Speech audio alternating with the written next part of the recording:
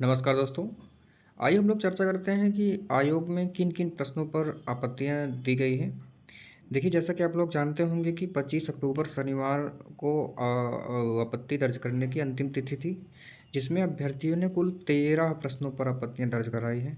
तो जैसे देखेंगे आप, तो ये न्यूज़पेपर में भी है कि पीसीएस के 6 और प्रश्नों पर आपत्तियाँ दर्ज की गई। ठीक, तो आयोग को कुल कितने प्रश्नों पर आपत्ति प्राप्त हुई है? आइए हम देखते हैं कि वो कौन-कौन से प्रश्न हैं, जिन पे आयोग को आपत्ति प्राप्त हुई है। ठीक, ये सबसे पहला प्रश्न है मोबाइल गेमिंग बाज़ार वाला। दूसरा प्रश्न है निर्धनता के सामाजिक संकेतक। तीसरा है उत्तर भारत में जल विद्युत वाला। चौथा प्रश्न कौन-सा है? पारिस्थितिकी तंत्र से संबंधित एक प्रश्न है। पाँचवाँ चुनाव सुधार से संबंधित है। छठवाँ मानव त्वचा पसीना वाष्पीकरण का जो कथन कण वाला प्रश्न है, उससे संबंधित है। और फिर सातवाँ ये ब्राज़ील से संबंधित एक प्रश्न जो ब्राज़ील की मिट्टी रिलेटेड था। आठवाँ मिशन लाइफ वाला जो है उसका प्रश्न था। और आइए हम लोग देखते हैं और कौन से हैं। देखिए, काम के बदले अनाज एक 9वां प्रश्न है। 10वां जो था इसका हिंद महासागर इरिथ्रियन सागर वाला प्रश्न। 11वां सन्यासी कूका विद्रोह नील विद्रोह इनका जो क्रोनोलॉजी आया था ये था। 12वां कार्यपालिका उत्तरदायित्व वाला था। एक लास्ट प्रश्न अटल टनल सुरंग जो कि बदलेगा ही, ये 13वां प्रश्न था।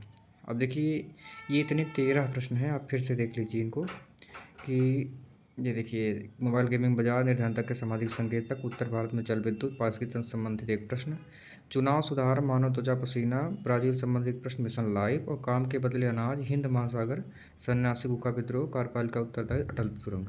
इतने सारे ऐसे प्रश्न हैं, 13 प्रश्न, जिन पर आपत्तियाँ अभ्यर्थियों ने दी है।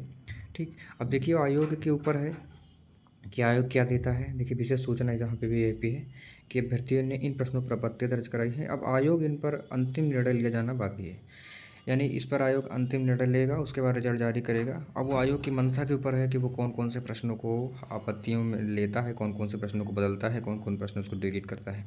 ठीक, आइए हम लोग थोड़ा-सा बात करते हैं। देखिए,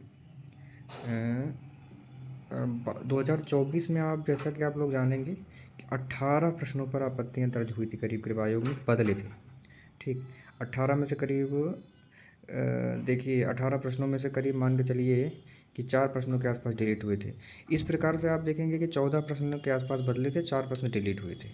तो काफ़ी ज़्यादा फ़र्क पड़ा था अभ्यर्थियों के कट ऑफ पर। तो हम लोग देखते हैं कि 2025 में लगभग 13 प्रश्नों में से, तो 13 प्रश्न हैं। तो इन 13 प्रश्नों में से मान के चलिए आप कि 3 जो हैं डिलीट हो जाएंगे, प्लस 3 बदल जाएंगे। इतना अनुमान लगाया जा रहा है कि 6 प्रश्नों के आसपास जो है बदलाव होगा। तो अगर आप बॉर्डर पर हैं, आप कट ऑफ बॉर्डर पे हैं, 80 से लेकर 90 के बीच में हैं, तो आप इस वीडियो को ज़रूर देखें और देखें कि कौन कौन से प्रश्नों में आपको क्या क्या बन रहा है, और उसको उसके सही उत्तर को जानने की कोशिश करें और आपत्तियों के हिसाब से अपना मिला लें।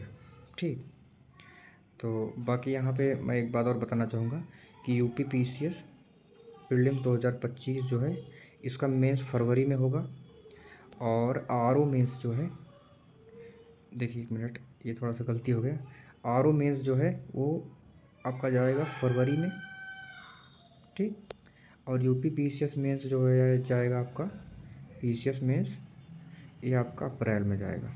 ये अनुमान लगाया जा रहा है, आप इसी हिसाब से तैयारी करिए, क्योंकि बीच में नगर निकाय का चुनाव वगैरह होगा तो ये अप्रैल जाना संभावित है। ठीक, बाकी चैनल पर इस तरह की जानकारी के लिए आप चैनल को देखते रहें। यहाँ पे आपको यूपी पीसीएस मेंस का पूरा 1 से लेकर के 6 तक का प्रश्न पत्र पढ़ाया जाएगा। तो अगर आपको चैनल पसंद आए तो आप लाइक, सब्सक्राइब, शेयर करते रहें। चैनल पर बने रहने के लिए धन्यवाद।